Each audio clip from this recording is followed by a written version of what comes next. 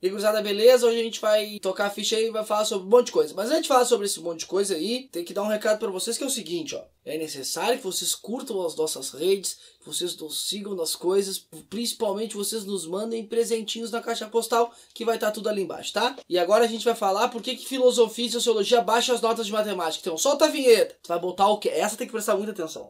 O Heráclito. Sabe quem é o Heráclito? O tatuador aqui de Porto Alegre? Filósofo Heráclito, isso aí, muito bem. E aqui tu vai botar o Weber, que é um sociólogo, né?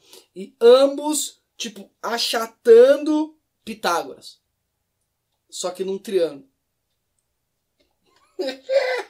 Essa é uma matéria na Folha de São Paulo e o título da matéria dá a entender que filosofia e sociologia baixaram a nota de matemática, tá? Desde que elas foram instituídas como obrigatórias. Primeiro que a gente tem que fazer, a primeira reflexão que a gente tem que fazer, por que a Folha de São Paulo faz uma matéria nesse intuito, onde com certeza dá a entender que filosofia e sociologia baixam a nota de matemática, sendo que a pesquisa ainda nem foi publicada pelo IPEA, que a única fonte que a gente tem é a matéria da Folha, que ela diz que tem uma pesquisa no IPEA que mostra, a pesquisa não foi publicada ainda, outras pessoas que rebateram ou não, a gente já mostra aí, nesses períodos que a gente tá falando de isenção, imparcialidade, era de fake news, onde teoricamente essas grandes mídias deveriam ser super confiáveis, a Folha vai e me faz um deslize assim na matéria.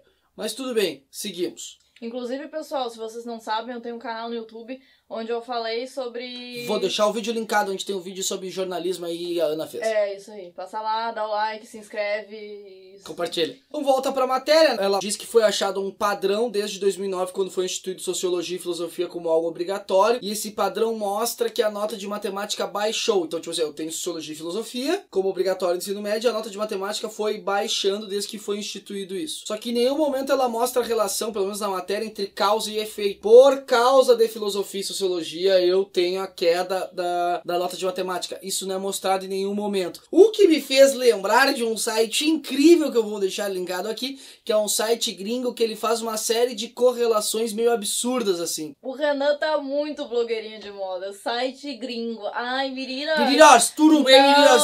Eu vou deixar esse adianta. site gringo aqui, meninas, pra vocês. Não tem no Brasil. Tem no Brasil. Tá? Antes de falar desse site, a gente teria que pensar a seguinte coisa. Pô, filosofia, em teoria, era pra ajudar matemática, já que um dos preceitos básicos da matemática é o raciocínio lógico, né? O estudo de lógica e tal, e filosofia trabalha isso. Então não era, em teoria, se uma coisa estivesse totalmente correlacionada com outra, era para eu ter um aumento de nota, não uma diminuição. Se uma coisa estivesse correlacionada com outra. Agora vamos a esse site aí, vamos falar um pouquinho sobre ele. Eu separei 2 dados aqui desse site, tá? Que eu acho engraçado aqui de compartilhar com você. Pessoas que se afogaram após cair de um barco de pesca com taxa de casamento em Kentucky. Então vai mostrar as pessoas que se afogaram no barco de pesca e a taxa de casamento em Kentucky, vai aparecer o gráfico aí na tela. E vocês vão ver que o negócio, tipo, anda em paralelo, como se uma coisa tivesse ligada com a outra. Como se pessoas morressem no barco de pesca, né?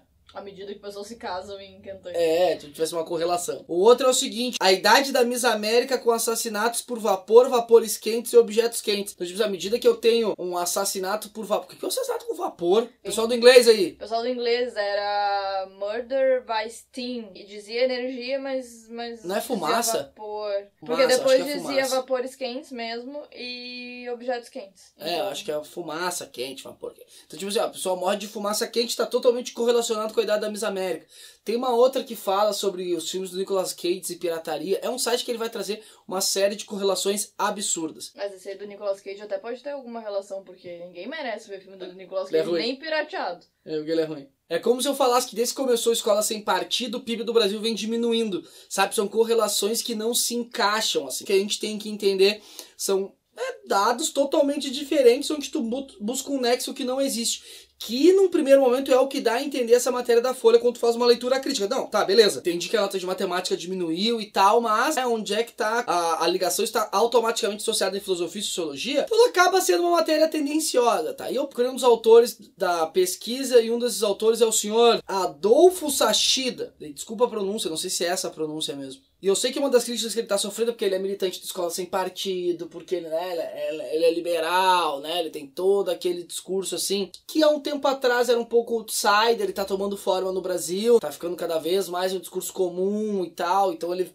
ele representa esse lado aí, mas eu não vou fazer críticas em relação a isso, porque aí são opiniões dele. A crítica que eu vou fazer e o que eu vou mostrar pra vocês aqui é sobre um blog que ele tem, que eu também vou deixar linkado aqui, onde ele faz tipo uma explicação da matéria da Folha por inúmeras reclamações que fizeram. Ele vai lá no blog dele e faz uma explicação sobre. Ele traz por base a lei número 11.684, que institui como obrigatório o ensino de Sociologia e Filosofia. Então esse é o escopo, é a partir disso que começa a pesquisa dele, dessa obrigatoriedade de Filosofia e Sociologia. Daí ele vai escrever no blog que, abre aspas, ninguém está dizendo que o desempenho em matemática é ruim por causa das disciplinas de Sociologia e Filosofia. O que o estudo conclui é que a inclusão dessas disciplinas piorou o desempenho em matemática dos alunos submetidos a essa lei, e tal efeito foi mais evidente para alunos de escolas públicas em locais carentes. Isso quer dizer o quê? Bom, vamos supor que tem uma grade de períodos de 30 períodos por semana, tá? Que eu acho que é 6 períodos mais ou menos por dia. Beleza. E daí tu tem ali... Cara, é uma média no ensino médio de 16, 15 disciplinas. E daí tu tem disciplinas que tem 5, 4, 3 períodos, 1 período. E daí tu tem todo esse compêndio. É óbvio que qualquer coisa que tu mexa aí, tu vai tirar espaço de outra. Só que essa pesquisa dele, ele, pelo menos no blog, ele diz que isso acontece, a redução de nota acontece bem mais em camadas mais pobres, porque não teriam, né, como estudar, porque a demanda de estudos é muito grande que vem da escola, e quando tu faz uma mudança dessas, tu não tem como acompanhar tudo, então tu vai acabar deixando uma coisa de lado, etc, etc, etc, etc. Por isso que a nota de matemática vai baixar, porque muitas comunidades pobres não têm infraestrutura de estudo, os pais não têm capital cultural. Então, como eu tirei um período de matemática para botar um de filosofia, eu tenho a redução dessas notas. É o que ele usa como argumento. Os outros pontos que ele traz também são bem interessantes no que diz respeito à compreensão de ciência. Até como funciona. Ah, beleza, eu fiz a pesquisa, fui um dos primeiros a fazer a pesquisa, agora outras pessoas têm que fazer e debater ideias e tal.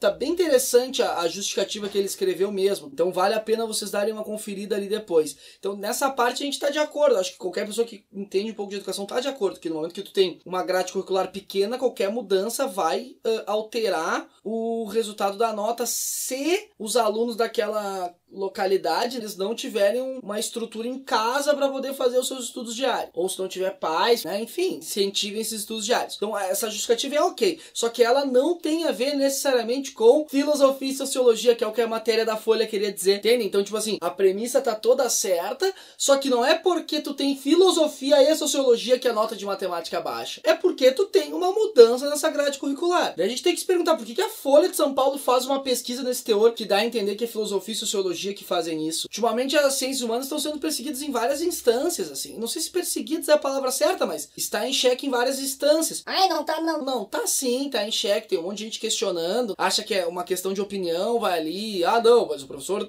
falou tal coisa, e às vezes aquilo ali tá baseado em alguma coisa científica, não é uma opinião do professor. Tem todo em xeque essa ideia de tipo, um youtuber hoje sabe mais que um professor. Só que a gente sempre vê isso em professor de ciências humanas. A gente nunca vê isso. Ah, nossa, esse youtuber ele sabe tudo sobre química, ele sabe muito mais. Não, é sempre professor de ciências humanas, porque as pessoas acham que ciências humanas é uma questão de opinião. Então, sei lá, o cara da bandana sabe muito mais que teu professor de sociologia e filosofia. E eu acho que tudo isso também está associado à forma que o colégio é estruturado, onde tu tem bem menos períodos em ciências humanas em relação a outras disciplinas. Claro que tem toda uma lógica, que é o seguinte, ó, ciências humanas é um bloco único, então tem que somar os períodos de geografia, história, sociologia e filosofia. Isso dariam tantos períodos em relação à matemática, que seria uma outra área de conhecimento. Mas de modo geral, por exemplo, a galera da filosofia tem um período por semana para trabalhar em sala de aula, um período de sociologia para trabalhar em sala de aula, enquanto o cara da matemática tem 5 ou 4. Então, que tipo de educação que a gente está conseguindo fazer com os alunos com 50 minutos dentro de uma sala de aula? Por que a gente tem tanta disciplina nessa grade curricular? Essa é uma outra coisa também a gente tem que começar a questionar do colégio. Pra finalizar o vídeo, assim, ó, antes de tu dar o like, curtir, compartilhar, né, e acessar aí as redes e mandar presente pra nós na caixa postal, tá? Ou ir te xingar nos comentários também, né? Ou ir me xingar nos comentários, que é bem comum. Acho que a pesquisa dele, quanto outras pesquisas, elas apontam pra lógica de colégio integral dentro do Brasil, ou colégio integralizado, onde o estudante ele fique no mínimo 9, 10 horas dentro do colégio. Deveria ser assim. Só que o que acontece? Muita gente acha que isso seria um gasto,